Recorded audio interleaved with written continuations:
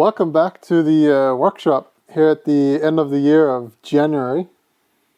Today we would actually like to go over what we managed to do this past year. We felt we've actually done a lot and we would like to recap it today. Yeah, so we'll just go down through it. We have what we did this year, and then naturally it comes that we should talk about what do we want to do with this next year. So this will just be a brief overview, and then just take it from the top so we get an idea of what's going on. The speaker Capsule.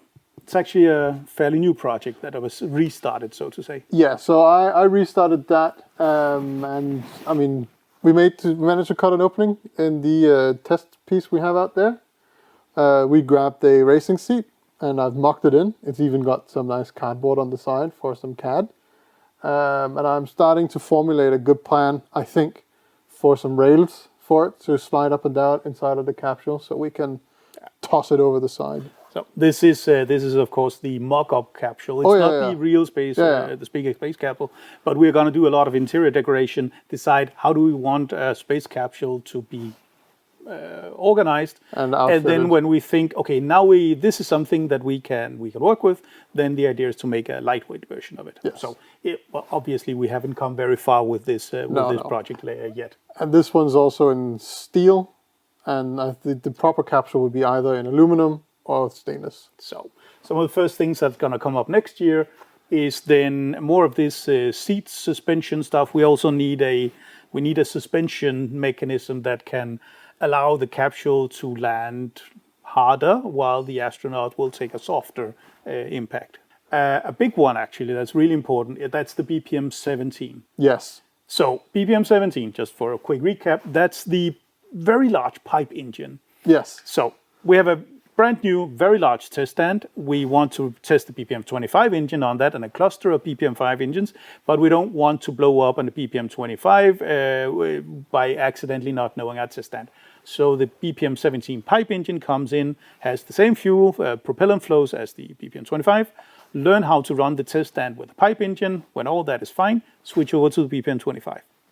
It has also taught us how to CNC the injector. And the injector has already been changed for the BPM 25 with the learnings learned from making the injector for this guy. Yeah.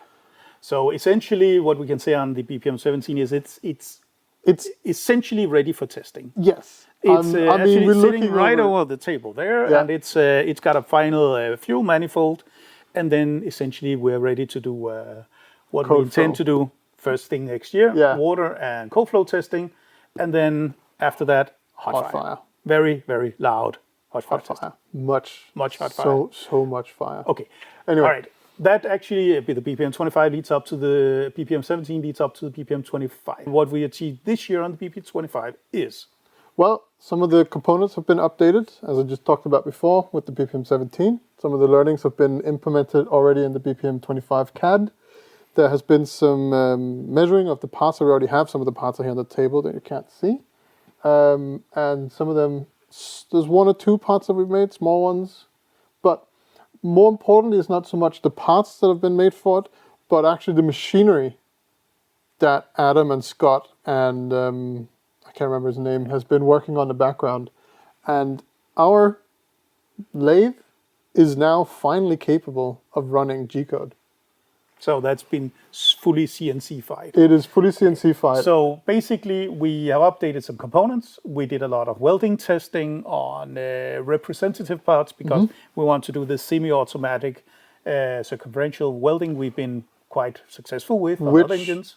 You found some of the parts that were meant to be welded in the engine was actually not possible. And those have also been updated. Which caused the update of the components so that we get good weldings. So all of that is going really, really well. That obviously leading right up to next year, where we basically intend to weld all the parts we have for the BPM 25. And the welding machine has also been updated with some more precise control over the wire feed. And that, as mentioned, coupled with the BPM 17, which just finished the injector manufacturing, just CNCing another injector for the BPM 25 with, I don't know, almost 10 times as many holes. It's a really rough job on the PPM 17. Yeah, that was also the idea. Yeah, with but that one. it's all fully functional. So and the injector design is in place. Essentially, conversion into G code is starting right now. Actually, some of the people here today have just been discussing it. Yeah. So we can do an injector on that one. And our CNC lathe, I think one of the first jobs it's going to do is it's going to make the ox dome, because it's both a CNC job or a lathe job and a mill job. So it's going to go in both of the machines. If you want to see any of this hardware coming together in person, test some flown rockets, or try our space capsules on for size, come visit us. We run public tours every weekend, so just check our website for availability and book your visit. We really hope to see more of you here. The very large test stand. Yes. I mean, it can handle up to around 200 kilonewtons if let's say anchored properly to the. We have enough engines. Yeah. The container is strong enough, and there is plenty of backbone added steel inside that container. And I mean, we got the blast plate put in this year. We made a frame for the engine. We got load cells for it. I think we even mounted the BPM 17, dry fitted it. It was a test fit. So the test container is fine. Then the test stand for it. And actually the test stand is now mechanically done. That means all the tanks, all the pipe work, all the structures, all the things we need for this forklift compatible test stand that we can just shove into the test container. That one is mechanically done. That is to say, there's a few things. There's some insulation here and there that needs to be done.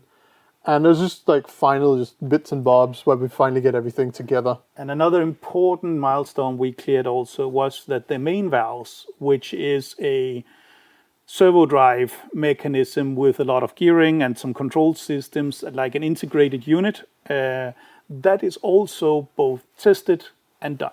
Yes. So we have some very nice numbers. These valves open fast, quickly, and open and close to the exact angle we want, and also been tested under cryogenic conditions. Very fun doing it under cryogenic conditions. So that means that the very large test stand is looking primarily at a thorough LOX cleaning. There's a whole lot of volume and surface to clean on that one. But we went with a water-based cleaning solution this year that was tested. There was a very fun modification of a high-pressure washer. It turned out to work beautifully. Did you also have a counter so they'd spray in both directions? And then what we really need, which is also important for next year, is installation of all the electronics. Yes. Now, we have wires running to all of the different sensors. We know we're going to put on the test stand. The electronic cabinet is in place. We just need to mount the sensors and the central electronics, integrate and test it. Yeah, and the whole electronics part, I know Scott is he's 99% there with the design of it. We just need to encourage him to finish it. All right. But moving along here, then we have this for the nitrogen evaporation system. We've decided to go with this pipe heat exchanger burner thing, and then essentially bring liquid nitrogen because it doesn't take up a whole lot of volume, but then we need a sincere heat source. And that's where this pre-burner or evaporator burner comes into the picture. We've been testing this twice this year, and we've had some, let's say, mixed results. Yeah. It's a new kind of mechanism we're trying with, very fuel rich, and we had some interesting experiments trying to ignite it properly. I mean, the first ignition box off the jet engine decided to shit the bed. Well, I mean, yes, it turned out that, and then we had we found that we had some serious problems with getting liquid oxygen to the nozzle set. Yes. So we were burning, or we used gaseous oxygen, which gave localized ignitions, but was unable to sustain the combustion. Yeah. Now, then we changed to a glow plug set of igniters, and we experimented some more and found out that we can get liquid oxygen to this burner system. But right now it takes almost, maybe in some cases, like 40 seconds, even if we change some of the piping, scrolled down the volumes, isolated it, etc., etc. Thermal mass. And obviously, there is more to learn here. So that means also that we definitely need more of these burner tests next year. And then as soon as we got the burner test running, then it's time to add the very nice pipe heat exchanger. Yes, which we've been lugging around for years now. Yeah. With- Probably demineralized water for starters, practicing lots and lots of steam, and then we'll take it from there and go eventually to liquid nitrogen evaporation. Last part, we actually have a rocket. We actually do have a rocket in the background, Yeah. and it's been lurking quite aggressively in the background. We got some people in, and they are working on it as we speak. They looked at some of the projects that we'd go in, and then they looked at the rocket that was a bit sorry for itself in the corner, and they were like, "We really want to work on that." That rocket was pushed a little bit in the background because the speaker project is the primary driver. It is. And while there are absolutely certain different technical solutions that we will test fly on that rocket, which is relevant to the speaker, all of the other projects here had precedence. So Yes. it was put a little bit in the background. Now it's back again in action. So there was a lot of assembly integration test activities going here for the latter part of the year. And now we are starting to look at these different tank pressurization algorithms. And then shortly, it's time to start, suspend the entire rocket as is, start filling water into the tanks and see how the pressure algorithm corresponds and copes with different gas bubble volumes. So that's definitely more continuation and finishing of the integration. And then we can get to the real water flow testing, because the valve system on that one is also quite special in that it's actually solenoid valves and not servo-actuated ball valves. Yeah, and that was thought that it would be a lot easier just doing like ones and zeros for the valves. Maybe that was a bit. All right, so we've talked a bit about the projects. Let's talk about where we think that the individual projects are in their current state. There was a lot of discussion about projects. Doesn't really give any sense to where are we. So we made this fabulous diagram. It's also very arbitrary. So percentages of completion ratio, very arbitrary and relative. Yes. But it is our impression and like Gut feeling for where they are. where are we, how far we gone, how much is left. Yes. So it's sort of an effort-wise thing.